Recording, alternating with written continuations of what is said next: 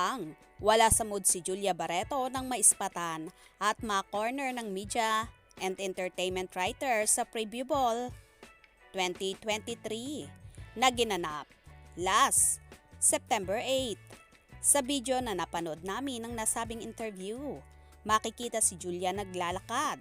We don't know kung papasok pa lang siya sa ball or palabas na. At nagsabi naman sa kanya ang mga press na pa-interview naman. Tumigil naman siya para magpaunlak ng panayam. Ang unang tanong sa kanya ni MJ Felipe ng ABS-CBN ay kung totoong secretly married na sila ng boyfriend na si Gerald Anderson. Natawa si Julia at say niya, "No, walang ganon. Walang secret-secret. Mahirap magka-secret na ngayon sa mundong mabilis ang balita."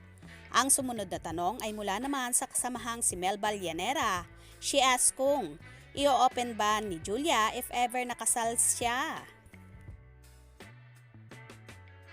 "Bakit nyo ba kami minamadali?" ang sabi ni Julia na nakasmile naman. "You know, we're just really happy where we are in life and I really don't. I mean, it's something to look forward to. Pero ba't nyo ba kami minamadali?" Say naman ni MJ, kaya naman daw, tinatanong nila ito ay dahil sa nakikita nilang getting steady ang relasyon ni Gerald. "Yeah, but I feel like when that moment comes, it's, I don't know. I feel like it's something to be shared when the two people are ready to share such a thing. I don't think that it's something that should be asked constantly. I feel like when the time comes, it comes. And I don't know why everybody is rushing us and but yeah, we're really happy. I am really happy where I am in my life and don't know. Well, just find out one day, but it's not gonna come from an interview." Payag ni Julia. May follow-up question pa kay Julia about it pero pinutol na ito ng actress at sinabing, "Can we not talk about it?"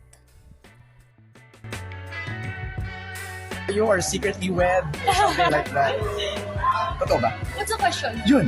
No what? Are you guys secretly married or something like that? Wala ka ba? Walang secret. Mahirap magka-secret na ngayon sa mundong mabilis ang balita. Pero ikaw ba kapag ganun, i-open mo talaga kung sakasakali? Sobrang excited. Bakit yung ba kami minamadali? Pinagbigyan naman si Julia at ang tinanong na sa kanya ay kung kumusta ang mami niyang si Marjorie Barreto. "Okay, she's good, thank you," sagot ni Julia. Tinanong pa ulit ang actress about her mom at sagot naman niya, "She's doing well. Thank you to everybody who sent their prayers. Yun ang importante, okay siya. Hindi ko alam kung ano ang mangyayari. Oh my God, hindi ko kaya."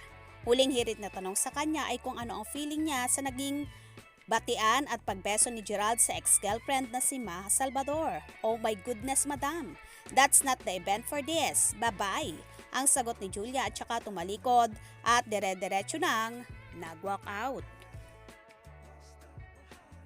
Sari-sari naman ang naging reaksyon ng mga netizens tungkol sa pag-walk out ni Julia. May nagsasabing hindi naman daw talaga maganda ang question pero may nagsabi ring attitude ang actress dahil pwede naman niya itong sagutin.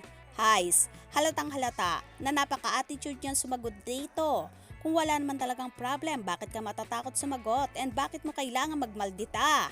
Sa nag-interview, komento ng isang netizen. Kasi kung sasagutin ni Julia yan, may masasabi pa rin sila. Say naman ang isa pa. Sa mga naging kasagutan at pag-walk out ni Julia, masasabi nga bang may attitude ang actress? Kayo na ang bahalang humusga. Kaya naman tumutok at huwag pahuhuli sa mga maiinit na kaganapan.